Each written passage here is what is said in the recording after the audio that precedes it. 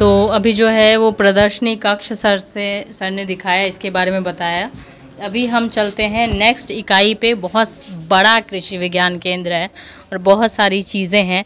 मुझे लगा कि इनके बारे में जानकारी होना आपके लिए ज़रूरी है। ये जैसे आप देख सकते हैं कि जो हम प्रशिक्षण देते हैं, एक तो कैसे बनाना से, केला से हम बनाना फाइबर निकालते हैं और वो फाइबर हम हाथ के द्वारा भी निकालते हैं। अगर बड़े पैमाने पर निकालना हो तो विभिन्न ये मशीन है और इस तरह के मशीन हम किसानों के लिए भी हम उपलब्ध कराए हैं। और वो मशीन किसानों को जो उपलब्ध कराए हैं उस पर एक तरह से वो व्यवसाय खड़ा कर लिए हैं।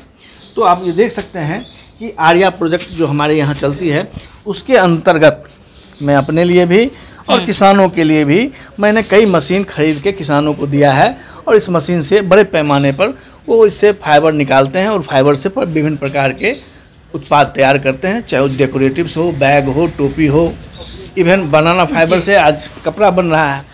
ये सारी चीज़ भी हो रही है। हमने हमारे वीडियो में दिखाया है सिल्क और बनाना फाइबर का मिला के कपड़े की क्वालिटी एकदम बहुत ज़्यादा अच्छी है, जो कि पता नहीं चल रहा है कि बनाना के फाइबर से बनाया जा सकता है। और केला एक ऐसी चीज़ है जिसका हर एक पार्ट उपयोगी है हमारे किसानों के लिए, तो हर एक पार्ट से आप फ़ायदा ले सकते हैं। तो अगर आप भी अपने एरिया में, अपने खेत में केले की खेती कर सकते हैं तो आप अपना सकते हैं केले को एज अ रोज़गार का ऑप्शन।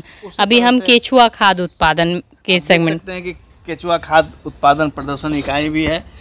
हम किसानों को बतलाते हैं, साथ ही साथ उनसे करवाते भी हैं। कार्य को करते हुए वो देखें तब समझें तब सारा चीज़ हो। तो आप इसमें आप देख सकते हैं कि किस तरह से खाद का निर्माण हो रहा है। इसमें बहुत सारे वर्म्स हैं। वो वर्म्स क्या होता है कि इसको अपने फूड के रूप में इस्तेमाल करते हैं, फिर वेस्ट के रूप में वो कंपोस्ट को निकालते हैं। वो कंपोस्ट को फिर हम किसानों के लिए उपलब्ध भी कराते हैं, साथ साथ अपने यहाँ भी रखते हैं।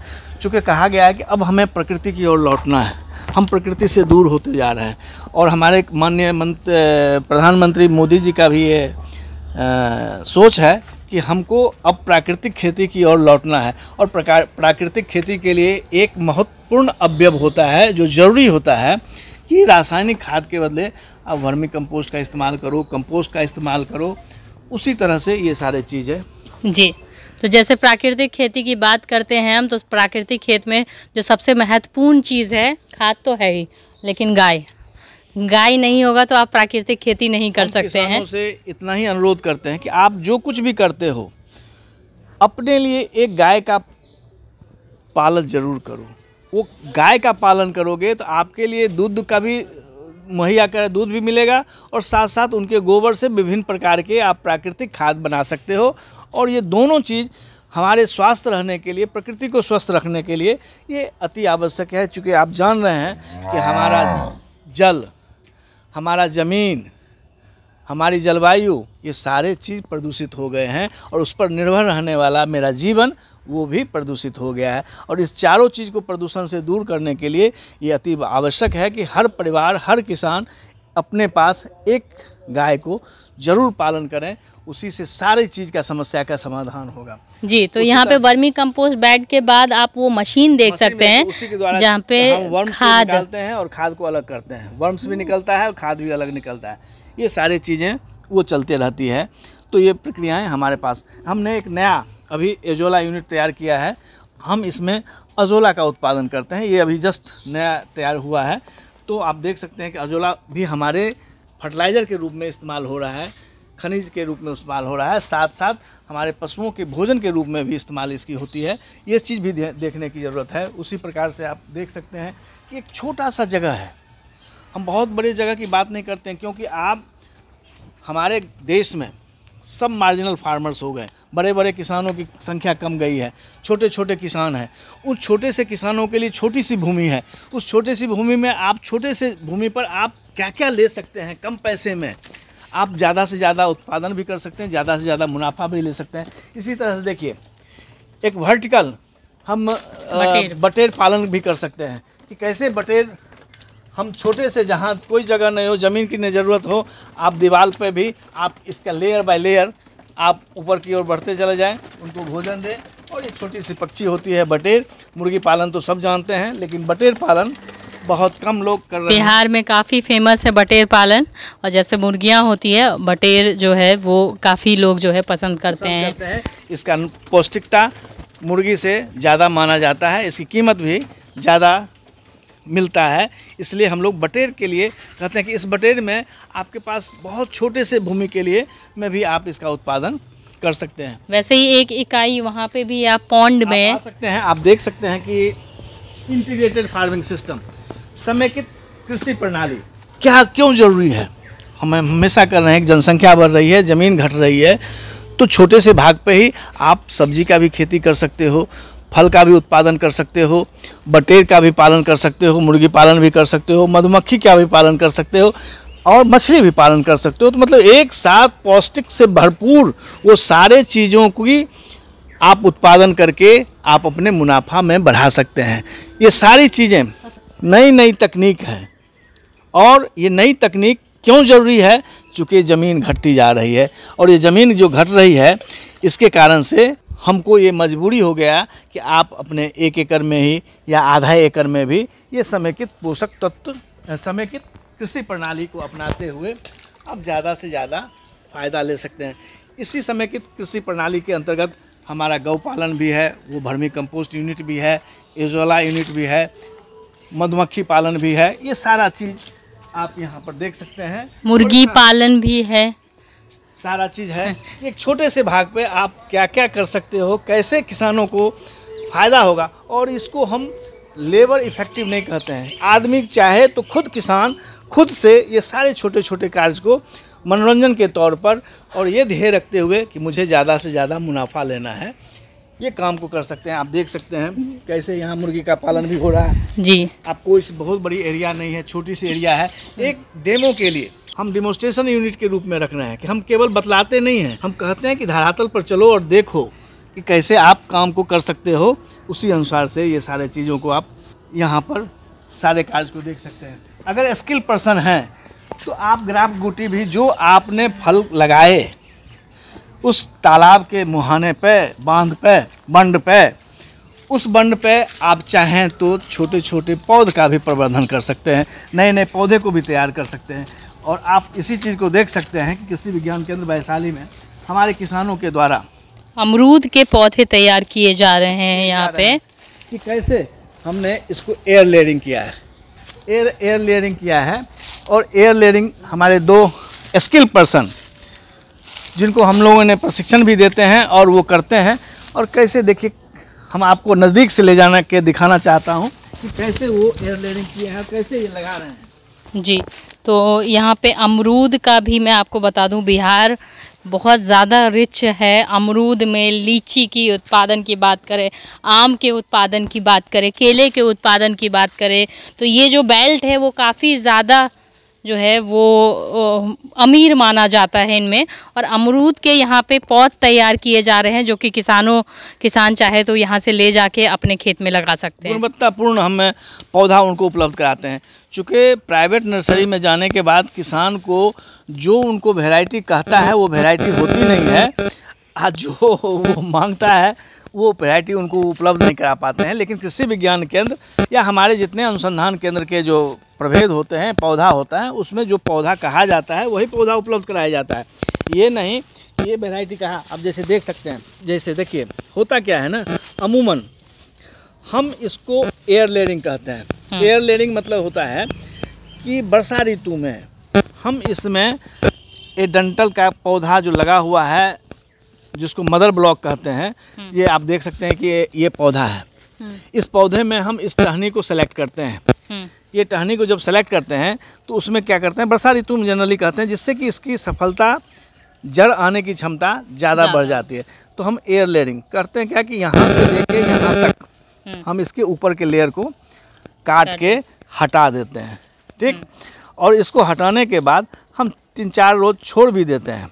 कहीं अगर ना छोड़े तो कोई बात नहीं, लेकिन 3-4 दिन छोड़ देने से क्या होता है कि इसमें जो इसके जो फूड मटेरियल होते हैं वो आके एक्युमुलेट होते हैं। और ये जब कट जाते हैं तब हम क्या करते हैं कि ये मिट्टी, इसमें गोबर, वर्मी कंपोस्ट, जनरली हम तालाब का मिट्टी लेते हैं या बगीचा का मिट्टी लेते हैं, और इसमें कॉटन थोड़ा सा मिला के हम ये मिट्टी तैयार करते हैं और ये कटे हुए भाग पर इस मिट्टी को आके हम भर देते हैं।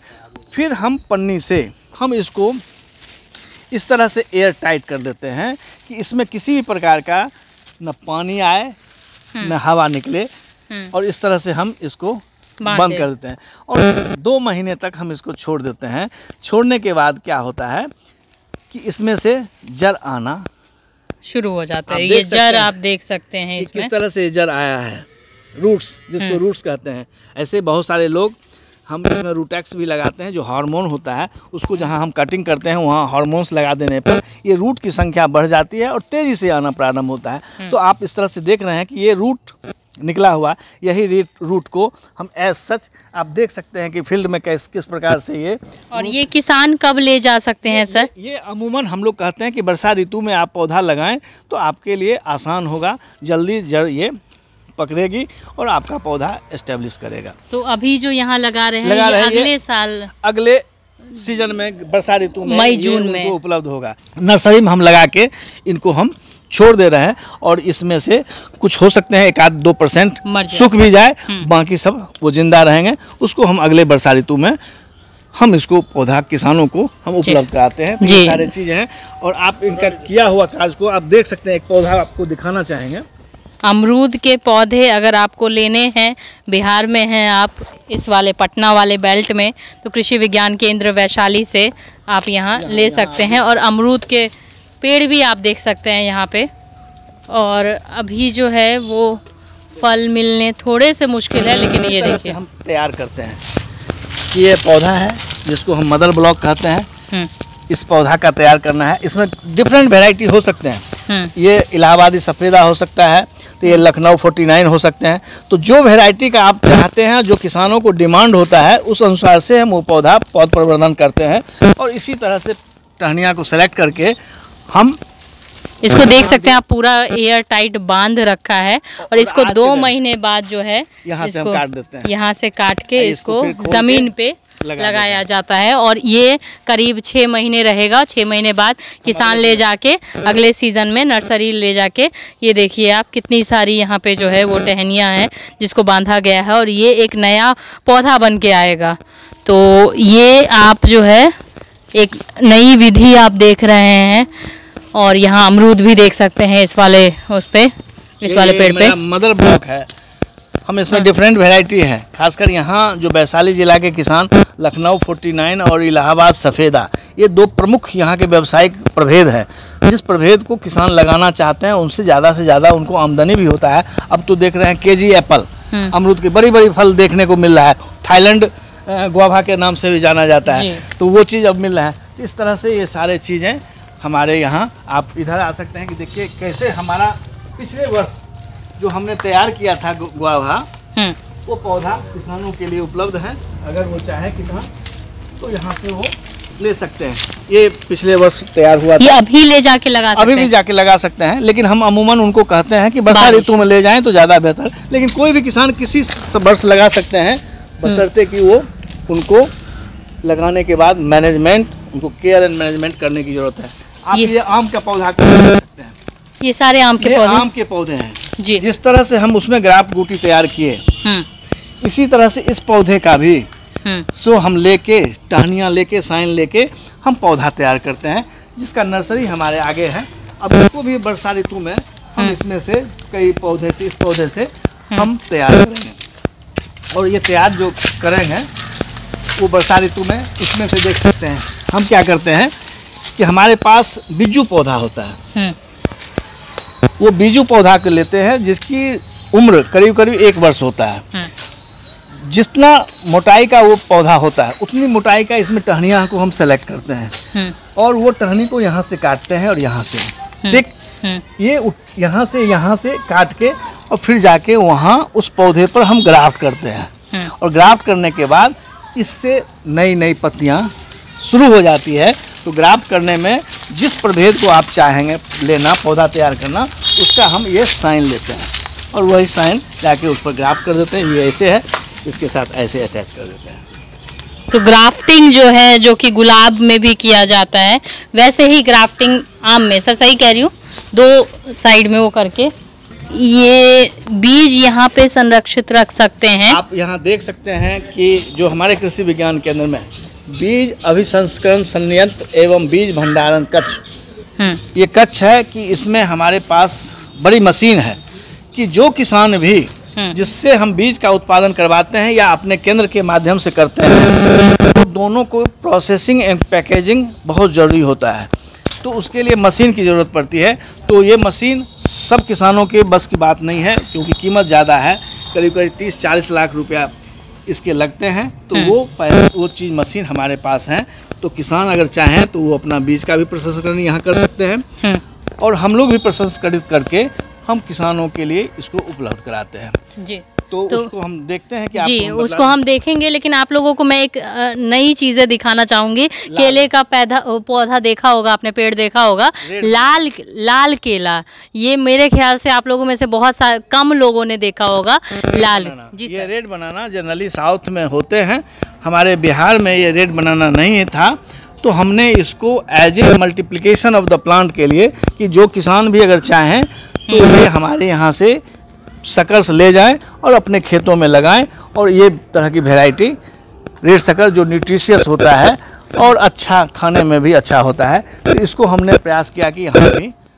ये रहे। ये तो दूर से आपको लगेगा कि खराब केले का पेड़ है, लेकिन ये एक वैरायटी है लाल केला, और इसकी डिमांड मैं कह सकती हूँ इन फ्यूचर में बढ़ने वाला है। और ये साउथ में इसकी खेती होती है और केवी के वैशाली में इसको मल्टीप्लिकेशन करके इसके ज़्यादा से ज़्यादा पौध बना के इसको किसानों तक भी पहुँचाया जाएगा इन फ्यूचर में।